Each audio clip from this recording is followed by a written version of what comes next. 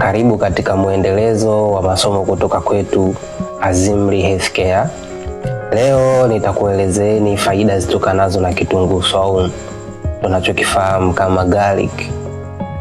Kitunguu saumu kimekuwa kikitumika majumbani kwetu kama kiungo kwenye mboga, juice, pilau na salad kwa maana kachumbari. Sasa mimi leo nitakuelezeni faida za kitunguu saumu na vitu gani vinafanya kitunguu saumu kiwe na faida kiafya katika miili yetu. Lakini nitakufahamisheni pia namna gani kitunguu saumu ukitumie ili uweze kupata faida zake katika mwili wako. Ziko namna nyingi sana ambazo unaweza kutumia kitunguu saumu ili uweze kupata faida zake kiafya. Ninaposema namna gani ukitumie, na kwa maana ya kwamba kitunguu saumu ukichanganye na vitu gani, ukichanganye na tunda gani, ukikichanganya na mboga gani ya majani, utaweza kupata zile faida zake katika level ambayo ni ya juu sana. Sasa moja kwa moja nipende kuwafahamisha viungo au tunasema kitaalamu chemical constituents ambazo zipo katika kitunguu saumu. Kitunguu saumu tunasema kina kiungo kikuu kinachokifahamika kama allicin. Allicin hii tunaita kama bioactive compound ya garlic compound. Ninaposema bioactive compound, maana yake ni kwamba hiki ndo kiungo ambacho kinakuwa kinaleta faida nyingi sana zile za kibiolojia zinazotokana na kitunguu saumu. Lakini hii allicin ni organosulfur compound. Ninaposema organosulfur compound, maana yake ndani yake ina hii element inayofahamika kama sulfur. Sasa wapo baadhi ya ndugu zetu wanakuaga na allergy na hii sulfur. Wakitumia kitu chochote ambacho kitakuwa na sulfur ndani yake, basi huaga zile allergy zao zinakuwa zinatokea. Kwa unaweza kuona kwa mtu yoyote ambaye anafahamika akiwa na allergy na sulfur, basi huyo mtu huwa haruhusiwi kutumia supplement yoyote ile ambayo ina kitunguu saumu ndani yake. Lakini pia kiungo kingine ambacho kipo katika garlic ni hii phenolic compound. Phenolic compound ziko nyingi sana, lakini hapa mimi kwangu nitataja hizi mbili kwa maana quercetin, lakini pia na hii pyrogalol. Pyrogalol pamoja na quercetin, hizi ni phenolic compound ambazo zinapatikana katika kitunguu saumu. Lakini pia nitataja na madini. Yako madini mengi sana ambayo yanapatikana kwenye kitunguu saumu, lakini mimi nitataja madini haya ya potassium na zinki. Potassium na zinki ni madini ambayo yapo katika kitunguu saumu na yana faida nyingi sana ambayo tutakuja kuziona hapo mbeleni. Moja kwa moja nipende kwenda kuzungumzia sasa faida gani mtu anazipata akitumia kitunguu saumu. Ziko faida nyingi sana, lakini kutokana na mtiririko wa masomo yangu niloandalia leo, nitataja hizi faida 4 ambazo nitazizungumzia pamoja na mchanganyiko wa vyakula ambao nitautaja ambao utakusaidia kupata hizi kuweza kunufaika na faida hizi za garlic. So, faida mojawapo ambayo watu tumekuwa tukiipata kwa matumizi ya kitunguu saumu katika mchanganyiko wote ule wa vyakula au matumizi ya supplement ambazo zinakuwa na kitunguu saumu ni katika kupunguza shinikizo la juu la damu kwa maana ya high blood pressure. Kitunguu saumu kimekuwa na faida katika swala hili, na hii ni inatokana na uwepo wa madini ya potassium, zinki, lakini pia allicin kama viungo ambavyo vipo katika kitunguu saumu. Tunaweza kuangalia potassium ni moja ya madini muhimu sana katika afya ya moyo.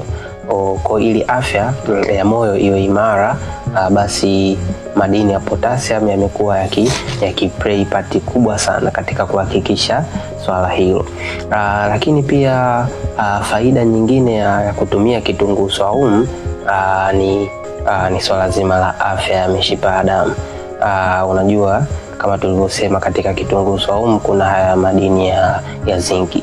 madini ya zinki yamekuwa yakisaidia sana katika swala zima la kuimarisha zile smooth muscles ambazo zipo katika mishipa ya damu na kufanya mishipa ya damu iweze kutanuka na kusinyaa vizuri kabisa, kuruhusu damu ipite vizuri. Lakini pia faida ya tatu ambayo tunaipata kutokana na matumizi haya ya kitunguu saumu, kitunguu saumu kimekuwa kikitusaidia kuchoma mafuta haya mabaya ya cholesterol na kuhakikisha ini kwa maana liver inakuwa inazalisha kiwango cha cholesterol ambacho kipo katika uwiano mzuri. Lakini faida ya nne ya mwisho ambayo tunaipata kutokana na matumizi ya kitunguu saumu ni swala zima la kuimarisha kinga ya mwili, kwa maana kuboost immune system. Kitunguu saumu kimekuwa kikitumika kwa namna mbalimbali sana, na ambao nitakuja kuwaelezea ni namna gani ambao tunaweza kutumia kitunguu saumu basi kuongeza kinga zetu za mwili. Sasa kwa mtu ambaye atahitaji kuimarisha kinga yake ya mwili kwa maana ya kuboost immune system kwa kutumia kitunguu saumu, atashauriwa achukue punje 5 mpaka 10 za kitunguu saumu, kisha achukue malimao 3. Kama hatapata malimao, anaweza kuchukua machungwa kwa maana orange pia 3, akayakata akatia kwenye blender, kisha akaweka hizo punje zake 5 mpaka 10 za kitunguu saumu, akaweka na asali vijiko 2, akasaga vizuri kabisa, kisha akatengeneza kiwango cha kutosha kikombe kimoja, akanywa. Sasa anaweza kuwa anakunywa au akatengeneza mchanganyiko huu wa juisi asubuhi na jioni, akatengeneza hivyo akafanya kwa siku 30 asubuhi na jioni, basi huyu mtu kinga yake ya mwili itakuwa ni yenye ubora zaidi kuliko awali. Sasa najua ziko namna nyingi sana ambazo watu wanaweza kutumia kitunguu saumu, kwa maana kuchanganya kitunguu saumu na aina yoyote ile ya chakula kutengeneza juisi au kachumbari. Sasa mimi nitaenda kukuelekeza mchanganyiko ambao ukiutumia utaweza kupata matokeo makubwa sana yatokanayo na kitunguu saumu. Na moja huu mchanganyiko ni huu ambako utahitaji uchukue mbegu 5 mpaka 10 za kitunguu saumu, lakini pia utachukua ndizi 2 mbivu, na unaweza kuchukua hizi mbegu za walnut. Kama utakosa walnut, basi unaweza kuchukua hii mbegu ya flaxseed ambako utahitaji uchukue kijiko kimoja.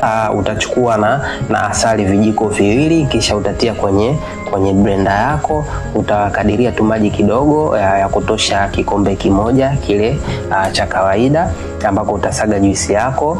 Hiyo juisi unaweza kuitumia asubuhi, kisha jioni ukatengeneza nyingine, au ukatengeneza juisi ya kutosha asubuhi na jioni, maana hiyo ndiyo dozi ambayo inashauriwa kwa mtu ambaye tayari atakuwa na changamoto yoyote ile katika mzunguko wake wa damu, kwa maana ana pressure, ana tatizo la moyo, au anahitaji aimarishe mishipa yake ya damu. Lakini kwa mtu ambaye atakuwa hana tatizo lolote lile, anataka kuimarisha tu afya yake au kujikinga, kujiepusha asije akapata shinikizo la juu la damu, anaweza kuwa anatumia mara moja tu kwa siku.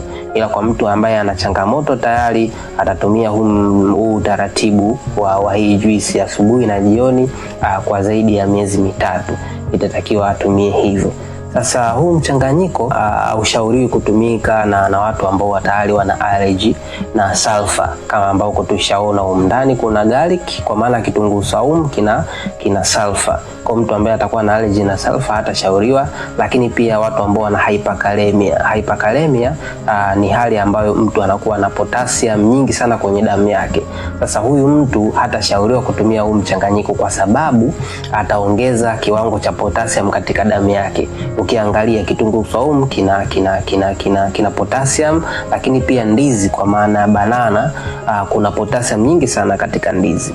Umeona, lakini pia hata hizi mbegu za flaxseed na walnut pia zina kiwango cha potassium. Kwa hiyo utajikuta hatimaye mtu atakuwa na wingi sana wa potassium katika damu. Kwa mtu ambaye atakuwa ana hii hyperkalemia hatashauriwa kutumia. Lakini pia mtu ambaye ana tatizo la figo lake labda limefeli, hatashauriwa kutumia, kwa sababu figo tayari ishapoteza uwezo wa kuchuja kiwango cha potassium ambacho kitazidi kitolewe nje.